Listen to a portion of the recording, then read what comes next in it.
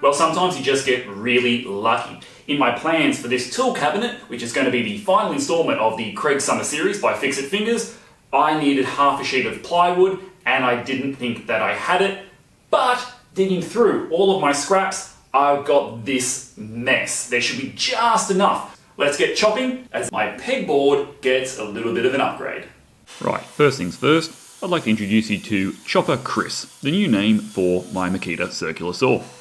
What I'm going to be doing first is using the AccuCut to get a straight edge and the miter saw to get the perpendicular edge nice and clean, because this is all reclaimed plywood that I got off Facebook Marketplace or the side of the road. So I didn't have to pay anything for it, but it did present a few issues as it's all kind of random widths and random thicknesses, which is tricky for the pocket hole joinery that'll come later on.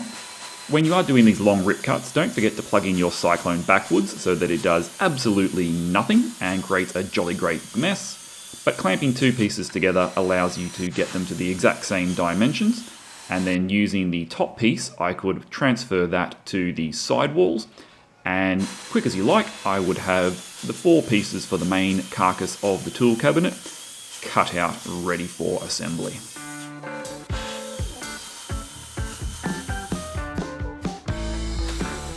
If you didn't want all this fuss and bother with my warped plywood, you could of course just go to the shop and buy some new stuff.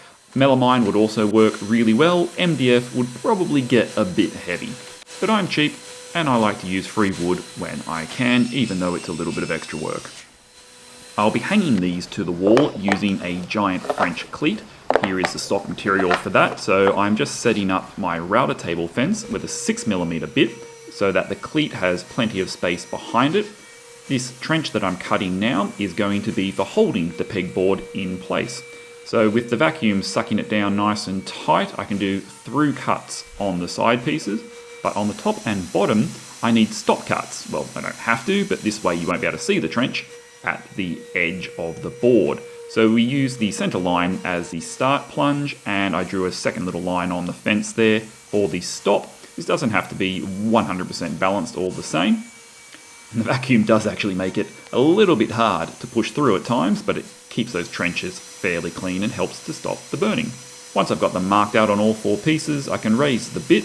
The Kreg Multi-Mark here is actually a really handy little tool for setting the depth of router bits, like so. Then I can raise it up to its full depth, run the boards through a second time, plunging where necessary, and I've got the groove I need to accept the piece of pegboard in the new cabinet.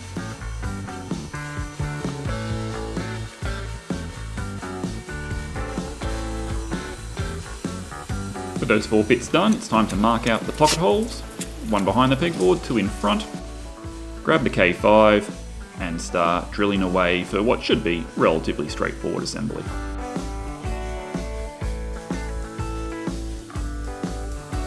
Corner clamps make this nice and easy, but you could just use regular long ones. Plough in some coarse thread screws, as this is just pine plywood. And pretty soon, we'll have a box, just for something different.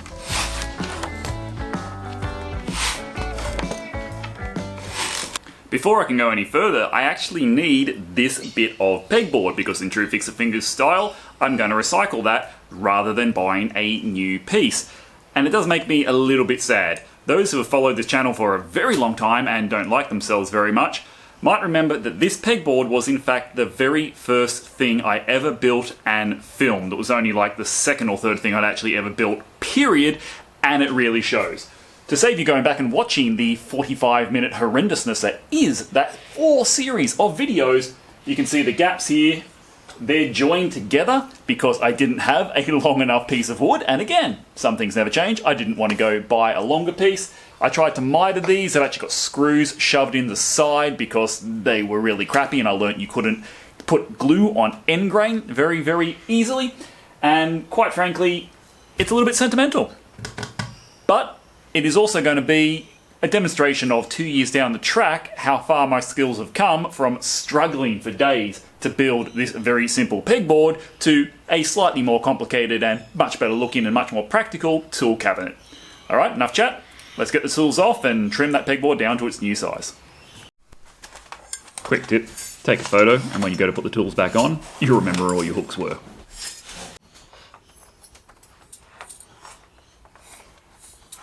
Okie dokes, all clean. Alright, it's time to break the old girl up.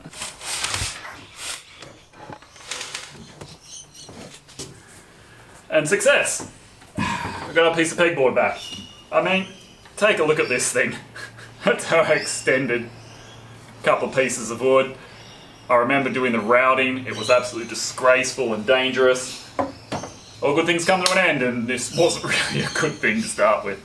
So of course I hadn't screwed the top on yet because I needed it off to install the pegboard, which I was measuring out here and wondering why my pegboard was so wide and my top was so small. I had just completely miscalculated the amount of plywood that I had and had to resort to a little trick, ironically, much like I did on the first variation of this pegboard project, to extend the width of the cabinet out to where it needed to be. With that done, I could trim the pegboard down to size, slide it in, and finish the box construction of the main part of the cabinet.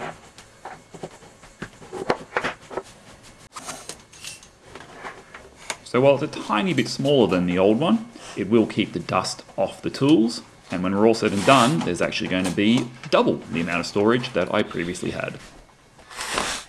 Finding the 45 middle of the French cleat for the back and getting the circular saw about in the right spot. This doesn't have to be perfect, close enough is good enough. So running the chopper through at a 45 at full depth just needs you to take your time and stop before you get right to the end, then cross cut off the last bit. That'll stop the blade from binding if you complete the cut while putting pressure on, holding it in a clamp like I had. Once there, you can mark off, trim down, and flush fit the cleat. That little code you can see in the corner is purely because I have some electrical conduit going down the wall and I needed to make space for it. And we'll install that with a few pocket holes as well. This will also act as a brace piece for the top of the cabinet.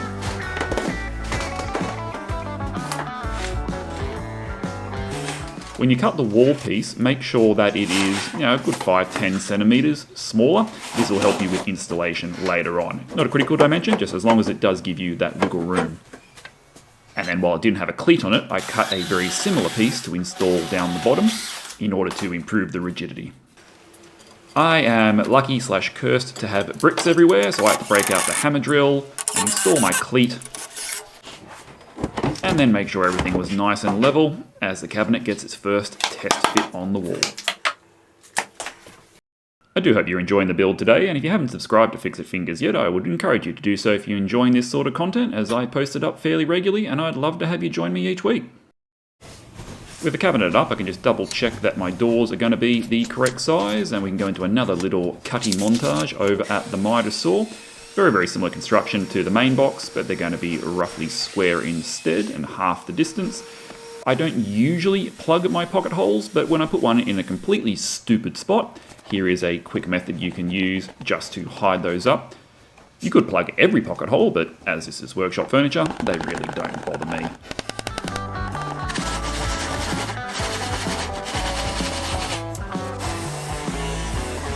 Just like before, a couple of corner clamps, a couple of screws, and we'll have two, hopefully, fairly similar and square frames for my cleat doors. The fronts of these will be MDF, like the other cabinets I've made for the workshop. This is 18mm thick. And again, Chopper Chris and I can use the AccuCut to get the squares down to the right shape.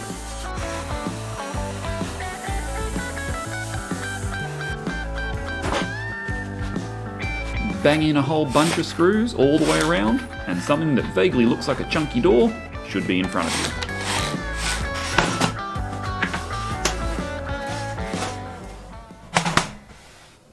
And just because I'm determined to be as tight-ass and lazy as possible, I couldn't be bothered going out and buying more 18mm MDF when I didn't have enough for the second cabinet. So I glued and screwed a few pieces together. It's only workshop furniture, and it's going to be painted anyway. Using a flush trim bit on the router, I can use that to get the MDF to match up to the sides of the ply perfectly. If you overcut the MDF by a mil or two, this is a great step for a clean edge. Make sure you remove the screws first, as they will be too long. You're going to expose the holes by doing this. Then putting the plunge base on and a giant chamfer bit. I just like this little transition at the top of all of my cabinets. So I make sure I put it on, and then I just grind off the tips of the screws that protrude through the chamfer. Just an optional aesthetic step.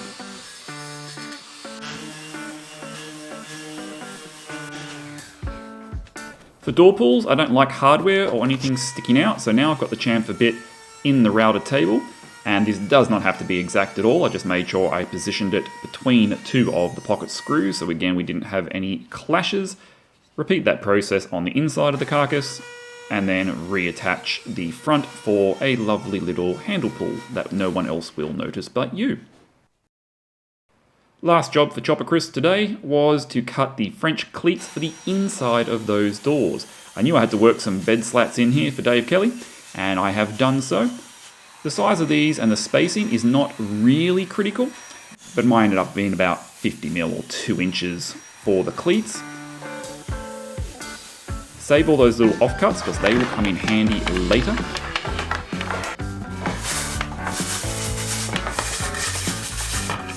Once I trimmed one down to the exact correct size, I could then put the stop block onto the miter station and cut out the other 9 cleats I needed, one after the other. Bang, bang, bang.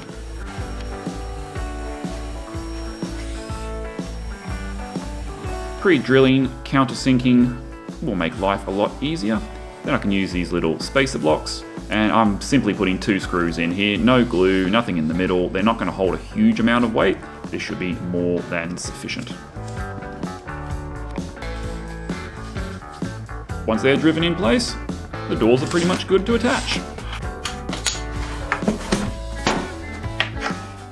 Here's how the French cleats will work. Here are some of the offcuts. Effectively, you can move them around, they hold in really securely, and you make individual tool holders for whatever it is you want to hang on there. I did start with regular butt hinges, but I got a bit of sag. So I did a quick shout out on the Aussie Makers group and got some awesome suggestions. The one I decided to go for was a piano hinge, and this eliminates that problem as they can take quite a bit of weight. May not look the prettiest, but that didn't bother me. Again, workshop furniture. I managed to get some that were almost exactly the right length, so I only had a tiny bit to cut off and grind.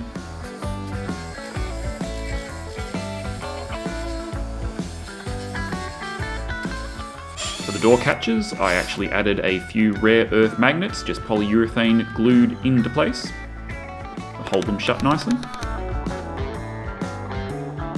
And here is an example of a tool holder. I've only made the one for now. I'll spend the next week making a whole bunch more. This one's for my screwdrivers. That little wedge in the top just helps to hold it in position nicely so that when you move the door, it doesn't flop around.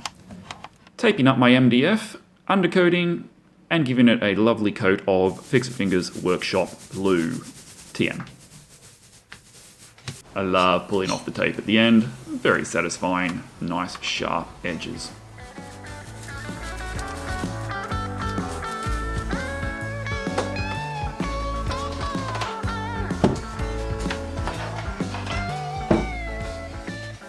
Well, that concludes the Kreg Fixit Fingers Summer Series. I hope you've enjoyed following along, and a massive shout out from me to Carbotech and Kreg Australia for sponsoring this series of videos. I hope that they have showed you some of the potential that these tools have, how easy they are to use, and why they are a good addition, especially to the DIY level woodworker in your workshop, and the things that you can achieve with them.